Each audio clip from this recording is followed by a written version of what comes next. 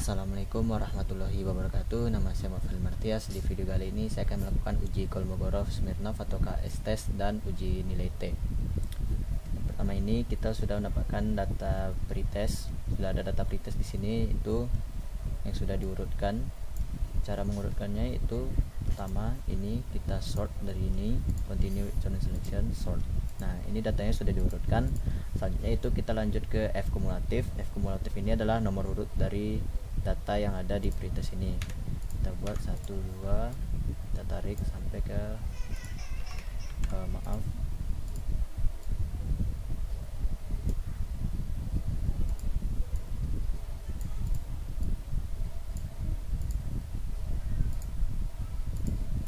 Nah, setelah kita tarik, kita cari rata-rata untuk nilai pretest ini terlebih dahulu dengan cara itu rumusnya di Excel average rata-rata. Kita blok selnya, enter, dapatlah rata-ratanya segini. Dan untuk nilai SD atau standar deviasinya itu rumusnya stdef, standar deviasi, kita blok dan kita enter, dapatlah standar deviasinya segini. Dan yang ini untuk fs nya itu kemungkinan peluang dia untuk muncul di terhadap kelas ini. Jadi dia caranya itu nilai yang ini, sel yang pertama dibagi dengan sel terakhir, dan yang nilai ini kita ikat dengan dolar karena patokannya ini. Jadi agar dia tidak bergeser nilai selnya, jadi kita ikat dia dengan dolar. Kita tarik. Nah, ini dia lanjut dia ke yang ini dibagi ini bagi ini, dan begitu seterusnya. Dan untuk nilai Z nya bisa langsung kita olah dengan cara dengan buka kurung nilai pretest yang pertama ini kita kurangkan dengan rata-rata, kita ikat dengan dolar biar dia tidak bergeser selnya, lalu kita tutup kurung, baru dibagi dengan standar deviasinya. Ini juga kita ikat agar tidak berubah. Lalu kita tarik dan dapatlah untuk nilai Z nya.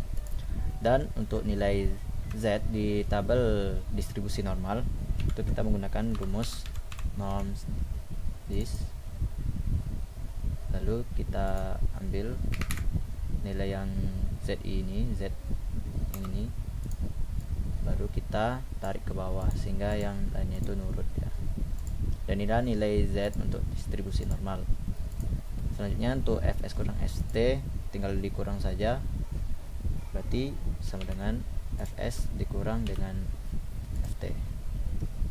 Oh ya, di sini karena dia nilainya mutlak, berarti di sini kita absolutkan terlebih dahulu agar dia tidak terpengaruh dengan nilai minus. Dan inilah nilai untuk nilai mutlak dari fs kurang ft. Nah, selanjutnya kita cari dehitungnya itu dengan cara mencari nilai maksimal dari sel yang ini, fs kurang ft ini, dengan cara max. Kita ambil ini, nanti dapatlah kita nilai max. Dan sini nilai maxnya itu yang ini 0,1249 karena ini yang paling besar. Dan untuk nilai K tabel ini kita tengok di tabel nilai uji Kolmogorov Smirnov ini pada saat alfanya sama dengan 0,05. Nah, kita ambil yang n ke 13 karena ini data kita ada 14, kita kurangkan satu data. Jadi karena datanya cuma satu, itu cuma pretest saja awalnya, jadi kita kurang satu, jadi 13. Jadi dia yang kita ambil di sini yang saat alfa 0,05 itu nilai K tabelnya, nilai Kolmogorovnya, nilai kritisnya itu 0,361. Jadi kita tulis saja di sini 0,361. Nah, kita lihat di sini keputusannya data berdistribusi normal jika D hitung lebih kecil dari K tabel. Nah, kita lihat di sini D hitungnya itu 0,1 sekian dan K tabelnya 0,3 sekian. Berarti sudah dapat disimpulkan bahwa D hitungnya lebih kecil dari K tabel. Berarti data ini berdistribusi normal. Jadi kesimpulannya data berdistribusi normal. Berarti untuk hipotesisnya H0 yang diterima, H0 diterima dan H1 ditolak. Nah, kita telah mendapatkan apakah datanya berdistribusi normal atau tidak dengan uji Kolmogorov-Smirnov test. Dan selanjutnya kita lakukan uji signifikansi data penelitian kita. Nah, di sini kita telah nilai pretestnya sudah ada, nilai pretest dan posttest di sini. Nilai pretestnya itu 48, 49, ini sudah diurutkan tadi sama dengan tadi datanya, tapi di sini ada nilai posttestnya. Makanya ini dua ini kita urutkan dulu datanya dengan cara sort by kolom B. Jadi di sini patokannya kolom B agar nilai posttestnya itu tidak tertukar-tukar. Misalnya murid 1 nanti dapat nilai yang segini, padahal itu yang punya murid si A. Nah, di sini datanya sudah diurutkan. Selanjutnya kita cari untuk nilai D-nya atau selisih Y kurang X-nya, posttest dikurang pretest. Di sini Y ini dikurang dengan ini 920, kita tarik ke bawah.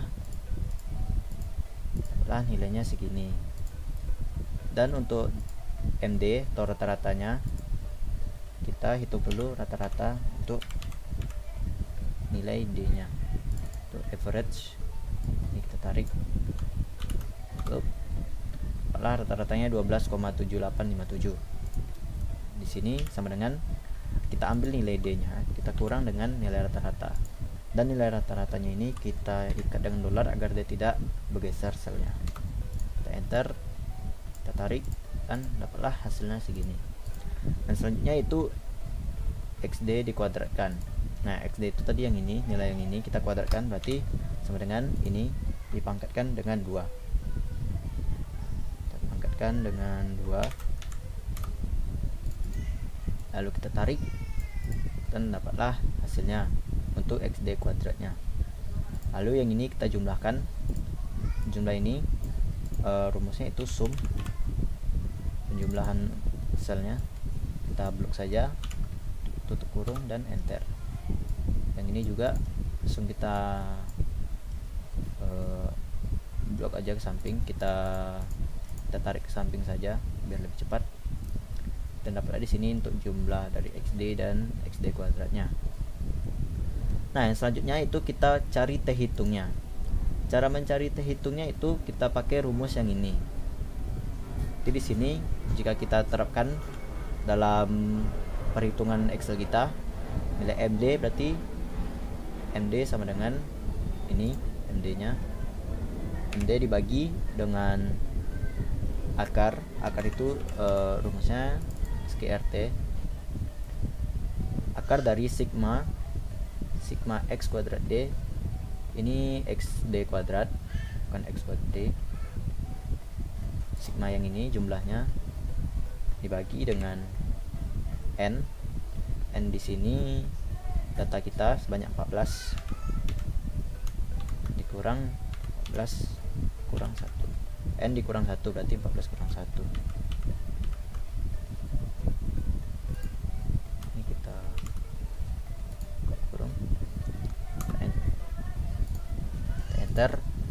Dapatlah di sini T hitungnya sebesar 10,1227. Dan untuk nilai T tabelnya di sini kita lihat pada tabel persentase distribusi T.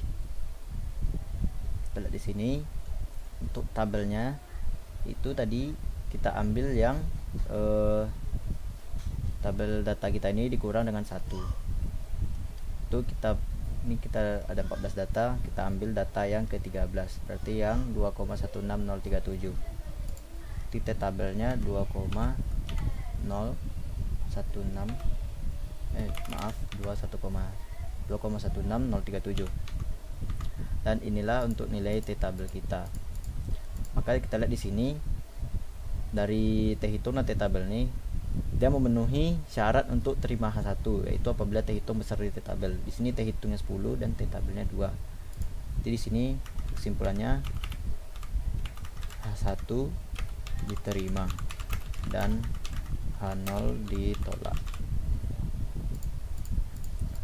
Nah, ini dapat kita buktikan juga menggunakan bantuan dari Microsoft Excel-nya, itu data analisis. Kita ambil yang t-test period to sample for means. untuk variabel satunya itu pretest, dan untuk variabel 2-nya itu nilai post testnya. Kita buat di word signifikansi.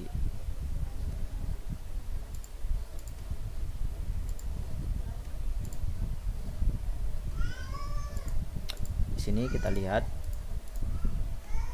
kita copy saja dulu untuk ini biar lebih mudah dibandingkannya.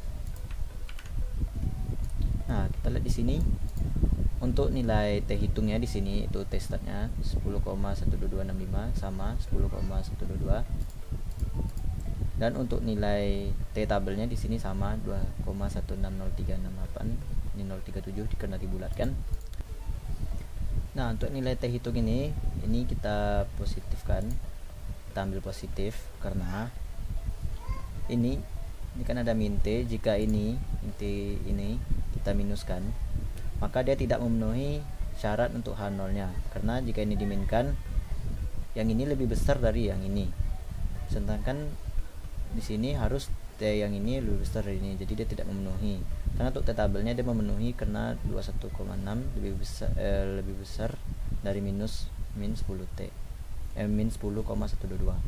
Nah, yang sini karena keduanya tidak terpenuhi, maka H0 nya tidak kita ambil, karena dia harus terpenuhi kedua-duanya, itu harus lebih besar dari min T dan lebih kecil dari T tabel. Makanya di sini kita ambil nilai H1 nya, dan untuk H1 itu dia harus 10,127 lebih besar dari yang 2,16037 ini, makanya kita ambil nilai H1 nya. Nah, sekian video perhitungan uji KS dan T dari saya. Mohon maaf apabila ada kesalahan. Wabillahi taufiq wal hidayah. Assalamualaikum warahmatullahi wabarakatuh.